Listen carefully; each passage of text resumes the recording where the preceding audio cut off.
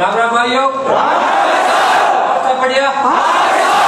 सबको पता है कल इलेक्शन है, वोट किसको करना है? न्याय का जोरदार जिंदाबाद, न्याय का जोरदार जिंदाबाद। नरेश भाई साहब जिंदाबाद, नरेश भाई साहब जिंदाबाद, नरेश भाई साहब जिंदाबाद, नरेश भाई साहब जिंदाबाद।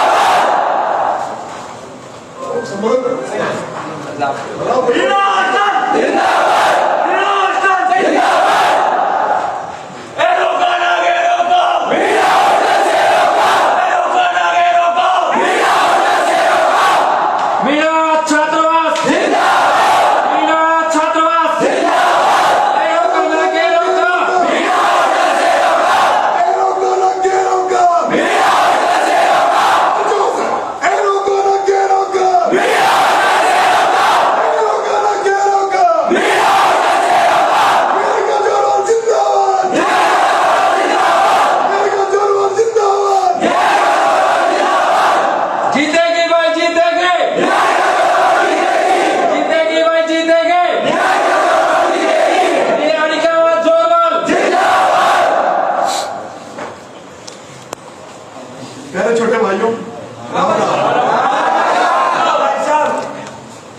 आज मेरे चेहरे पे जो खुशी है आप देख रहे होंगे। मैं 8-10 दिन से घूम रहा हूँ, लेकिन इतनी खुशी आज इसके पहले मेरे को कहीं नहीं मिली जो मेरे छोटे भाइयों का आपके बीच में मेरे को आके आज मिली है। वैसे तो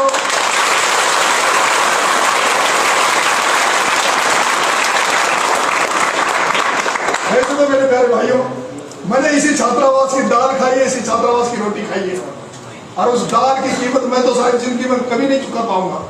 क्योंकि नरेश मीणा जो कुछ भी है, तुम्हारा भाई जो कुछ भी है, अगर उसकी देन है तो केवल छात्रावास से मीणा होगा।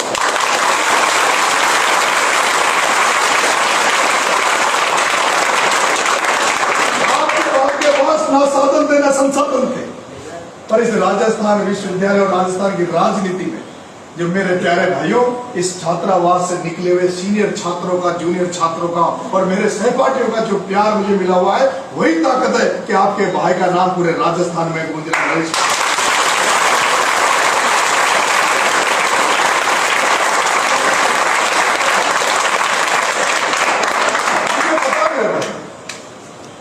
एक बार हमारे भगवान पूजनीय आदरणीय डीसी साहब किशन लाल जी मीणा ने हमारा हॉस्टल बनाया, और ये एकमात्र ऐसा हॉस्टल है पूरे राजस्थान, पूरे देश में जो अनुशासित है, जिसका बच्चा जब यहां से निकलता है तो वो एक ऐसा मैसेज देता है कि हम उस बिल्डिंग से आए, उस जन्नत से आए, उस जन्नत में रह के हमने कुछ सीखा है तो आदरणीय डीसी साहब से सीखा है, डीसी साहब के आदर्शों को सीखा, डीसी साहब के अनुशासन को सीखा है।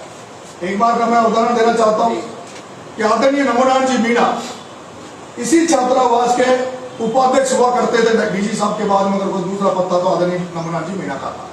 वो जब एडिशनल डीजी रहे, पुलिस डिपार्टमेंट में रहे, तब वो हमारी बहुत सारी यहाँ राजस्थान में मदद करते थे, हमारे छात्रों की मदद करते थे, और वो उसके साथ साथ विश्वविद्यालय का हमारे हॉस्टल के उपाध्यक्ष भी थे।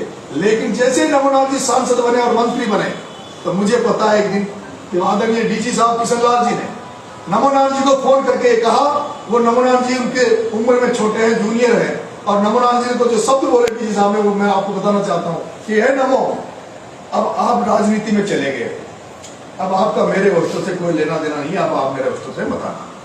मुझे वो दिन भी पता है दोस्तों, जब डॉक्टर टोडीलाल जी ने जब भाजपा बनाई, पार्टियां बनाई, उनको भी जरूरत पड़ी, लेकिन उन्होंने भी कभी इस विश्वविद्यालय में, इस हॉस्टल में, मीणा हॉस्टल में आकर किसी भी तरह का राजनीति कभी इसका फायदा उठाने की कोशिश नहीं की। और आपका भाई हॉस्टल से निकला है, मैं भी कभी भी राजनीति में, छात्र राजनीति में रहा, लेकिन कभी भी आपके बीच में नहीं आया। भाई हम आज आपके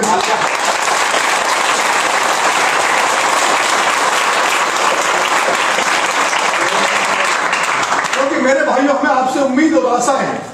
वो उम्मीद और आशा ये है कि हम तो यही चाहते हैं कि इस होस्टल का जो लड़का निकलता है वो IAS बने, IPS बने, और इस देश में जहां भी जाए वो इस जन्नत का नाम रोशन करे। जिस दिन आप ऊंचे पदों पे जाओगे, ऊंचे ओहदों पे जाओगे, उस दिन हम हमेशा धन्य हो जाएंगे। राजनीति में तो आपका अकेला भाई ऐसा है जो जिस तरह से आपका प्यार मिल रहा, अकेला भाई पूरे राजस्थान को संभाल लेगा।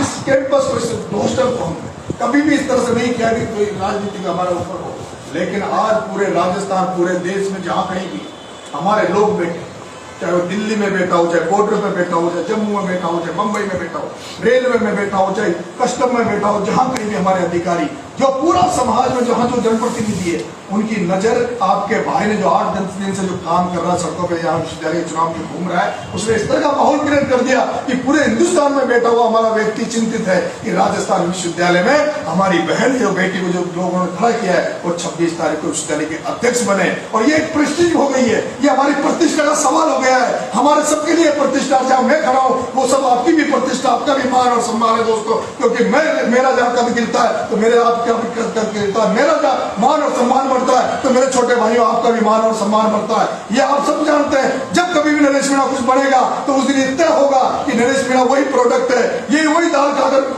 आया जो मीणा हॉस्टल की दाल इसने खाई है, उसी दाल की दम है जो आज ये हुंकार भरता है, आज ये बोलता है मेरे प्यारे भाई।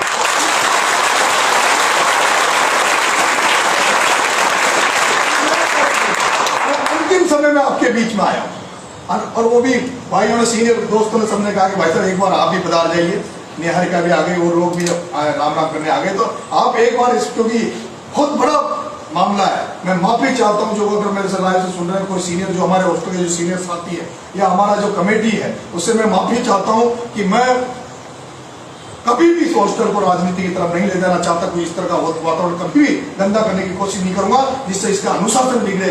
डीजी साहब के सपनों पर हम कभी ये नहीं चाहेंगे, क्योंकि मैं तो ये सपना देखता हूं मेरे प्यारे भाइयों में। एक बात और कहना चाहता हूं, मैं एक बार युवा मोर्चा का प्रदेश का उपाध्यक्ष बना था भारतीय जनता पार्टी में, और मैं जब भी कोई खुशी मिलेगी, मेरे को जब भी कुछ मौका मिलेगा तो मैं सबसे पहले अगर कहीं जाऊंगा तो मेरे माँ बाप से भी पहले अगर दर्शन करने जाऊंगा, आशीर्वाद लेने जाऊंगा, तो मैं आदरणीय किशन लाल जी डीजी साहब के पैर छूने जाता हूँ।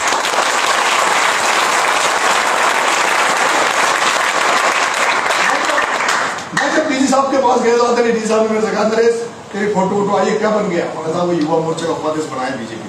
अरे क्या है उपाध्यक्ष उपाध्यक्ष, MLA MP बन, किसी को फोन करने की जरूरत है तो मैं करूँ। उस समय वसुंधरा जी से उन्होंने कहा कि वसुंधरा जी से मेरे अच्छे संबंध है तो बता मैं उनको फोन कर दूं। अब मुझे दोस्तों शर्म आती। उसके बाद मैं डीजी साहब के घर नहीं गया, ना उनके आशीर्वाद लेने गया। अभी हमारे एलुमिनी हुई, उसमें डीजी साहब आए, अपने पैर छुए। लेकिन मैं चाहता हूं, मेरा सपना है कि जिस दिन भी आपका भाई अगर MLA बन गया, MP बन गया, कोई भी ओहदा मिलेगा, उस दिन आपके भाई का एक ही सपना है, अगर मैं सबसे पहले आशीर्वाद लेने जाऊंगा तो उस भगवान के लेने जाऊंगा, उस डीजी साहब किशन लाल जी के पैर छूने जाऊंगा, जिसकी वजह से आज हम सब लोग हैं दोस्तों।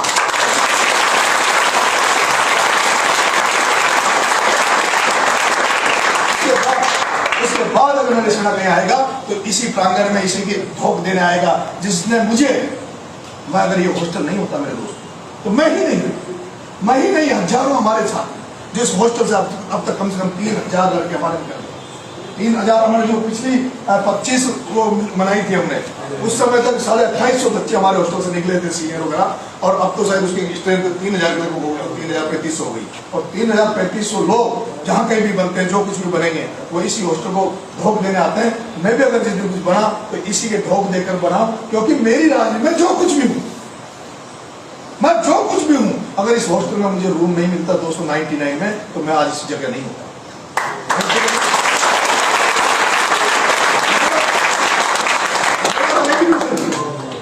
एडमिशन भी मेरी परसेंटेज कम थी दोस्तों 12th में, तो उसमें हुआ कि हर जिले से हमारे 2 बच्चे उस समय पढ़ते में लेते थे, तो मेरा 12 जिले से इसमें सिलेक्शन हुआ था। और उसी की देने की किस तरह से वो अभी वक्त नहीं, जिस तरह की राजनीतिक बातें, वो कैसे मैं चुनाव लड़ा, कैसे हॉस्टल वाले मेरे को खड़ा किया, पूरे हॉस्टल में अपने ऊपर की छत में मीटिंग हुई और उन्होंने कहा कि तू चुनाव लड़ेगा राजस्थान कॉलेज से, और मेरे खिलाफ 4-5 हमारे समाज के लोगों ने नॉमिनेशन डाल दिया और मैं ट्रेन से बैठ के गांव भाग गया था।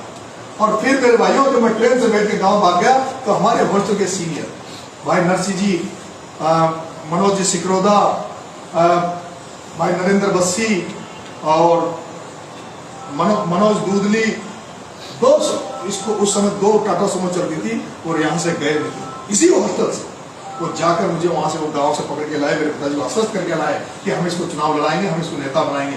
पिताजी ने कहा कि पैसा नहीं जो है कि तुम चुनाव लड़ा दो, किसी को जमात हो जाए, कोई नंबर नहीं है। तो मेरे से पिताजी ने पूछा भाई क्या रहेगा, तो मैंने उनको कहा हमारे 156 बच्चे मेरे क्लास साथी, मेरे हॉस्टल के साथी रेगुलर स्टूडेंट है और 400-500 वोटों पे हमारी हार जीत राजस्थान कॉलेज में हो जाती है। अगर 156 बच्चे भी मेरे हॉस्टल के अगर 2-2, 3-3 बच्चे भी अगर हम 2-2 वोट भी लेके आएंगे तो मैं टक्कर में रहूंगा, हार जीत का पता नहीं। तो पिताजी ने कहा कि चलो कोई नहीं, कुछ पैसे दिए और मेरे को भेज दिया। राजस्थान कॉलेज में आपका भाई चुनाव लड़ा, 17 वोटों से मात्र में हार गया, मात्र 17 वोटों से मैं चुनाव हार गया।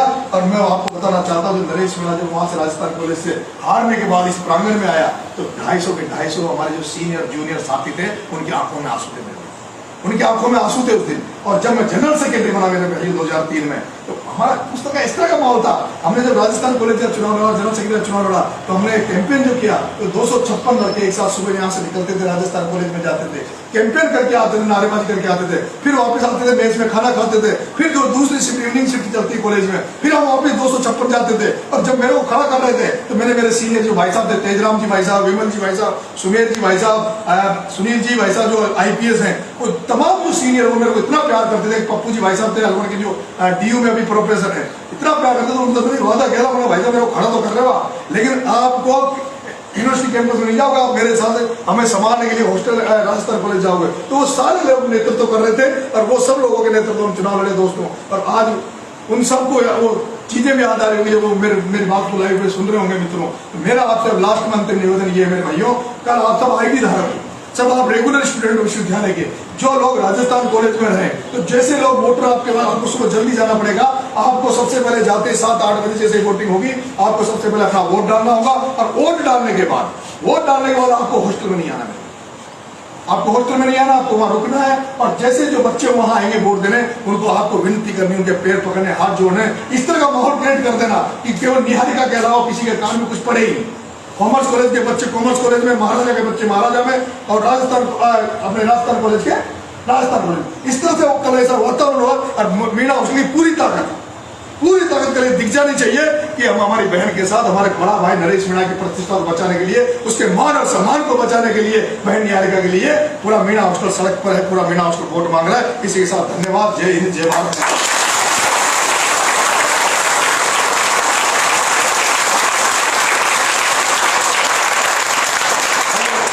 27 तारीख को रिजल्ट आएगा।